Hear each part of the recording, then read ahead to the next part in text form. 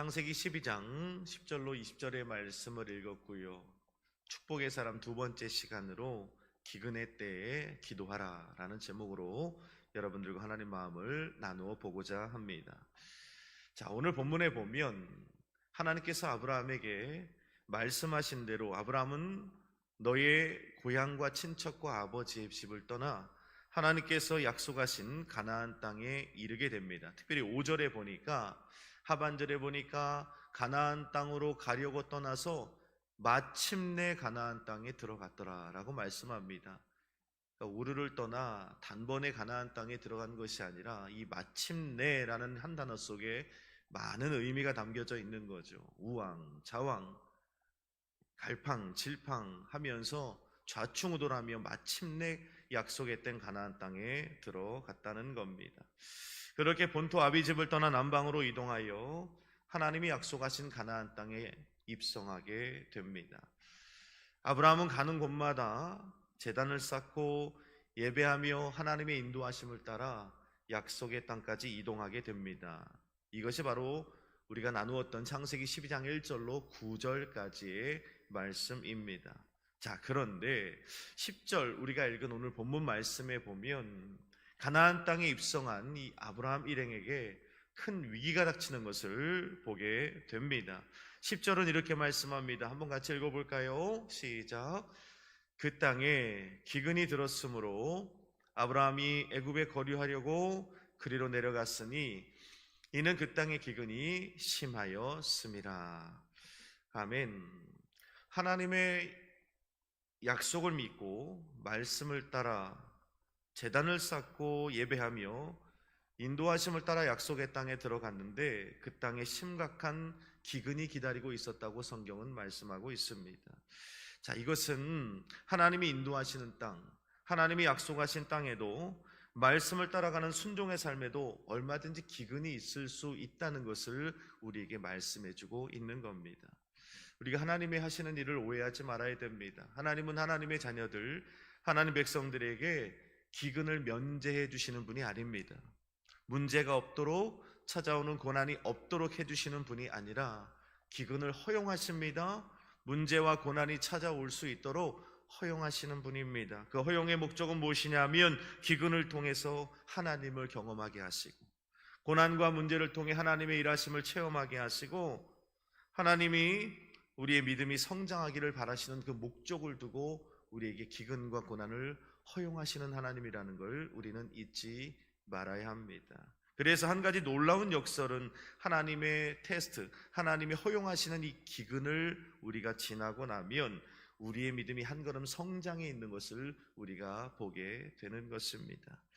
자, 그런데 우리가 오늘 이 본문을 묵상하면서 한 가지 느끼게 되는 것은 뭐냐면, 오늘 아브라함에게 있어서 가장 큰 문제는 정작 그가 당면한 기근에 있지 아니하고, 오늘 이 아브라함의 기근이 있는 땅에 머물러 있다는 것이 아니라 아브라함의 인생의 정말 큰 문제는 기근의 자리에 머물고 있는 아브라함의 삶에 기도가 없다는 것이 정말 큰 문제라는 걸 우리는 발견하게 됩니다. 여러분, 6절에서부터 9절까지 말씀을 보십시오. 아브라함은 가는 곳마다 제단을 쌓고 예배를 하며 하나님께 질문하고 하나님이 주시는 말씀으로 움직이는 사람이었습니다. 그런데 오늘 10절 말씀에 보니까 그 땅에 기근이 들었으므로, 아브라함이 머물고 있는 땅에 극심한 기근이 찾아왔는데, 정말 큰 문제는 아브라함의 삶의 기근이 찾아왔다는 것이 아니라 그 기근의 때에 하나님 앞에 무릎 꿇고 엎드리지 않는 아브라함이 정말 큰 문제였다는 것입니다. 어쩌면 아브라함의 입장에서는 오늘 내 삶에 왜 기근이 찾아왔는가, 도대체 이 기근을 언제 벗어날 수 있을 것인가, 이것이 중요한 대목일 수 있겠지만, 사실 하나님의 이 시각에서 볼 때는 아브라함의 인생에 기근이 찾아왔다는 것보다 더 큰 문제는 아브라함이 이 기근의 때에 기도할 수 있는 사람인가, 이 고난의 때, 이 문제의 때 하나님 앞에 엎드리고 부르짖을 수 있는 사람인가가 더 중요한 대목이라는 것을 우리는 잊지 말아야 합니다. 우리도 마찬가지죠. 우리 삶에 기근이 찾아오면 우리는 온통 생각에, 이 왜 고난이 찾아왔을까? 내가 이 기근에서 언제 벗어날 수 있을까에 우리는 집중하고 그것이 가장 중요한 대목이라 생각하지만 하나님의 시각에서 볼 때는 기근보다 중요한 것이 우리가 기근의 때에 엎드릴 수 있는 사람인가, 고난 앞에서 하나님 앞에 무릎 꿇어 기도할 수 있는 사람인가가 더 중요한 대목이라는 사실을 오늘 본문을 통해서 우리는 알 수 있어야 하는 것입니다. 기근의 때에 기도하지 않는 아브라함의 어리석음으로 인하여 아브라함은 오늘 본문 10절에 보니까 하나님의 약속의 땅 가나안 땅에서 벗어나는 어리석음을 범하게 됩니다. 나아가 애굽으로 내려가는 큰 실수를 범하게 되었고 아내를 누이라고 하는 거짓말 장이가 되어버립니다. 더욱이 오늘 성경에 보니까 아내 사라를 바로에게 빼앗기게 되었고 그 일로 말미암아 17절 말씀에 보니까 오늘 아브라함의 아내 사라의 일로 바로와 그 집에 큰 재앙을 내리셨다라고 성경은 말씀하고 있습니다. 어제 우리가 아브라함에 대해서 나눌 때 아브라함은 복이 되었거든요. 하나님이 축복하신 그 약속의 말씀은 내가 복의 근원이 되어 가는 곳마다 복을 나누어주는 위대한 인생이 될 것이다 라고 했는데 오늘 17절 말씀에 보니까 복은커녕 가는 곳마다 재앙을 나누어주는 아브라함의 어리석은 삶을 우리는 발견하게 되는 것입니다. 단지 기근의 때 기도하지 않았을 뿐인데 아브라함의 이 기근의 때 기도하지 않는 모습을 통하여 그 기도 없음의 결과는 아브라함이 스스로 감당하기 어려울 만큼 큰 눈덩이가 되어 돌아왔다는 것입니다. 도리어 자기뿐만이 아니라 주변 다른 사람들에게까지 재앙을 가져다 주는 안타까운 사람이 되었다는 것입니다. 여러분, 하나님의 사람들이 기근의 때에 기도하지 않으면 단순히 기도 없음으로 끝나는 것이 아니라 그 기도 없음을 통하여 그 문제는 더 크게 눈덩이로 불어 돌아오게 되고 나뿐만 아니라 주변의 모든 사람들도 힘들게 할 수 있다는 교훈을 우리가 아브라함을 통해서 얻게 되는 것입니다. 자, 그렇다면 기근의 때에 기도하지 않은 아브라함을 통해 나타나는 현상은 무엇인가? 우리가 우리 삶에 찾아온 기근과 고난의 때에 하나님 앞에 무릎 꿇지 않고 기도하지 않으면 우리가 어떻게 반응하게 되는가를 오늘 아브라함을 통해 우리에게 말씀해주고 있는 겁니다. 첫 번째로 기근의 때에 기도하지 않으면 어떻게 되냐? 바로 눈에 보이는 대로 행동하게 되어 있다는 겁니다.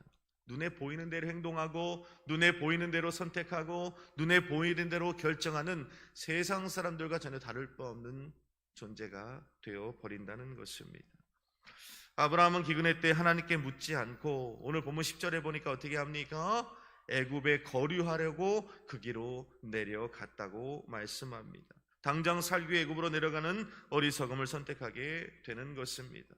당장 눈에 보기 좋은 대로 눈앞의 유익을 따라 행했다는 것입니다. 그렇게 애굽으로 내려간 아브라함은 어떻게 됐습니까? 하나님의 사람으로서 수치를 당합니다. 부끄러움을 당하는 모습을 우리는 보게 됩니다. 왜 그랬을까요? 기근의 때에 기도하지 않으니 눈에 보이는 대로 눈앞의 유익을 따라 움직이니 결국 아브라함은 수치와 어리석음의 사람이 되고 만 것입니다. 같은 맥락의 말씀이 사사기 1장에 나옵니다. 엘리멜렉과 나오미 가정도 마찬가지지요. 베들레헴에 큰 기근이 찾아왔습니다. 흉년이 들었습니다. 그러자 엘리멜렉과 나오미가 어떻게 합니까? 이 모압이라는 땅으로 이민 가기를 결정합니다. 우리가 알고 있는 것처럼 엘리멜렉이라는 이름의 뜻은 하나님은 나의 왕이다라는 뜻입니다. 나오미는 은혜라는 뜻입니다. 하나님은 우리의 왕이 되시고 우리는 은혜로 살아가는 가정입니다 라고 고백하는 믿음의 가정이 베들레헴에 큰 흉년이 들자 나름 고민했겠죠. 부부가 머리를 맞대고 고심하고 결정한 이민이었을 것입니다. 그런데 그들이 떠나고자 하는 땅이 바로 어디였냐면 하나님의 심판과 하나님의 징계가 있는 모압 땅이 되더라는 것입니다. 기근 앞에서 나름 먹고 살기 위해 고민하며 신중하게 선택하고 결정한 땅인데 그 땅이 저주받은 족속의 땅 모압 땅이 되어 버렸다는 것입니다. 여러분, 이 성경을 묵상하면서 기근의 때에 기도하지 않고 결정한 선진들의 모습을 보며 느껴지는 안타까움이 있다면 저들이 저 기근의 때에 단 한 번만이라도 무릎을 꿇어 기도했더라면, 그때 엎드렸다면 어떠했을까라는 그런 안타까움입니다. 그들이 기근의 때에 엎드려 하나님을 부르고 하나님께 기도했더라면 분명 저들의 인생 가운데 놀라운 반전이 있었을 것이고 또 성경이 다시 쓰이는 놀라운 은혜가 있었겠죠. 오늘 우리의 삶에도 마찬가지입니다. 우리들의 삶에 찾아온 기근과 문제가 정말 큰 문제가 아닙니다. 정말 큰 문제는 기근의 때 기도하지 않는 것, 무릎 꿇지 않는 것이 문제라는 걸 잊지 말아야 합니다. 기근이 찾아왔을 때 기도해야 할 것 같은데, 아니 단순히 기도 정도가 아니라 간구해야 할 것 같은데, 아니 간구 정도가 아니라 금식하고 작정하고 처리하며 몸부림치며 하나님과 씨름해야 할 것 같은데, 주변에서 들려오는 잘 될 거야, 회복될 거야, 다시 이렇게 세워질 거야, 할 수 있어, 하면 되는 거야 하는 근거 없는 긍정의 소리들을 듣고 기도하기를 내려놓고 엎드리기를 포기한 신앙인들이 얼마나 많은지 모릅니다.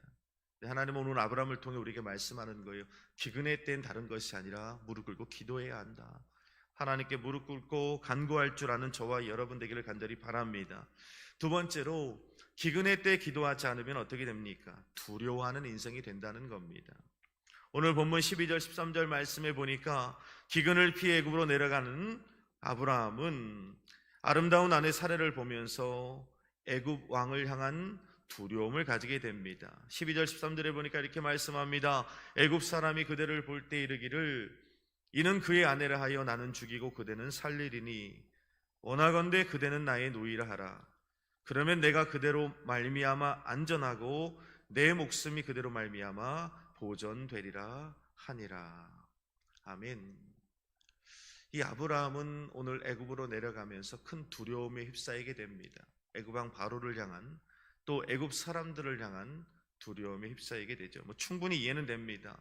우리를 떠나 가나안 땅에 입성하기까지 우여곡절이 많았죠. 여러 가지 사건 사고가 많았을 겁니다. 그래서 제가 서두에도 말씀드렸다시피 5절 하반절에 보니까 그들이 가나안 땅으로 가려고 떠나서 마침내 가나안 땅에 들어갔다고 말씀합니다. 결코 쉬운 여정이 아니었다는 것을 짐작할 수 있는 대목입니다. 이런저런 일을 겪으면서 아브라함 마음속엔 사람들에 대한 두려움이 분명히 있었을 것입니다. 그런데 다시 오늘 가나안 땅을 떠나 애굽으로 내려가야 하는 그 과정 속에서 다시 한번 아브라함의 마음속에 그 사람을 향한 두려움이 다시 밀고 올라오기 시작한 것입니다. 충분히 공감이 되고 이해가 되는 부분입니다만은 사실 오늘 본문을 보면 아브라함이 오늘 두려워하는 이유를 우리는 정확히 알 수 없는 겁니다. 왜냐하면 아직 일어나지도 않은 일이기 때문입니다. 하나님의 사람이 기근의 때에 기도하지 않으면 나타나는 두드러진 현상이 있는데, 그건 일어나지도 않은 일을 가지고 두려워한다는 겁니다. 어쩌면 일어나지도 않은 일을 가지고 고민합니다. 걱정하고 근심합니다. 부정적 정신적 리허설이라는 용어가 있습니다. 말 그대로 부정적인 것을 끊임없이 리허설하는 사람들이 있다는 얘기입니다. 인간의 그릇된 의지이지요. 그렇게 부정적인 생각을 리허설하다 보면 정작 인생의 결정적인 순간이 찾아왔을 때 부정적인 것을 리허설했기 때문에 그 본 무대에서도 지금까지 자신이 리허설해온 그대로 부정적인 반응을 나타나게 된다는 겁니다. 오늘 아브라함이 그런 거잖아요. 나지도 않은 일을 가지고 내가 그곳에 내려가면 애굽 사람들이 나를 죽이고 너를 살릴 거야 하면서 끊임없이 리허설을 합니다. 부정적인 걸 리허설한다는 거예요. 근데 오늘 13절부터 16절 말씀에 보니까 정말 아브라함이 고민하고 아브라함이 두려워하고 아브라함이 근심 걱정한 그 사건이 그대로 일어나는 것을 우리가 성경을 통해서 보게 되는 겁니다. 욥이 하루아침에 10명의 자식과 전 재산과 건강을 상실했습니다. 그렇게 피폐하고 기구한 삶이 되었을 때 욥이 했던 고백이 하나가 있어요. 욥기서 3장 25절에 보면 욥은 이렇게 고백합니다. 내가 두려워하는 그것이 내게 임하고 내가 무서워하는 그것이 내 몸에 미쳤구나. 내가 두려워하던 그것이 내 몸에 임하고 내가 무서워하던 그것이 내 몸에 미쳤다고 욥은 고백하는 거예요. 욥의 뜻모를 고난이 하나님의 섭리 속에 이루어진 고난인 것을 우리가 알지만 그 내면 안에 욥은 날마다 고민했다는 겁니다. 혹시 내 자녀들에게 문제가 생기면 어떻게 하지? 혹시 내 건강에 문제가 생기면 어떻게 하지? 혹시 내가 가지고 있는 재산에 문제가 생기면 어떻게 하지? 이러한 고민을 날마다 했다는 것입니다. 그리고 나서 그런 문제가 생기니까 욥은 고백하는 거예요. 아하, 내가 두려워하던 것이 내게 임했고 내가 무서워하던 것이 내 몸에 미쳤구나 라고 고백하더라는 겁니다. 여러분, 두려움이 가진 능력이 있다면 그 두려움은 두려워하는 대로 된다는 겁니다. 두려움은 우리 스스로를 죽게 만듭니다. 두려움은 어떠한 모양이라도 하나님이 주시는 마음이 아니라고 성경은 선언하고 있는 겁니다. 우리는요, 두려워해서는 안 됩니다. 오직 두려워할 분은 오직 하나님 한 분 외에는 두려워해야 할 존재가 없다는 것을 우리는 잊지 말아야 하는 겁니다. 여러분, 기근의 때 기도하시길 바랍니다. 고난과 문제가 찾아왔을 때 엎드리시길 바랍니다. 기도하지 않으면 두려움이 찾아옵니다. 기도의 사람이 기도하지 않으면 일어나지도 않은 일을 가지고 근심하고 걱정합니다. 그리고 끊임없이 그 부정적인 이 부분들을 리허설하게 된다는 것을 잊지 말아야 하는 겁니다. 마지막 세 번째로, 기근의 때에 기도하지 않으면 인간적인 방법을 선택하게 된다는 것을 우리가 아브라함을 통해 배우게 되는 겁니다. 13절을 한번 읽어볼까요? 13절 이렇게 말합니다. 시작. 원하건대 그대는 나의 누이라 하라.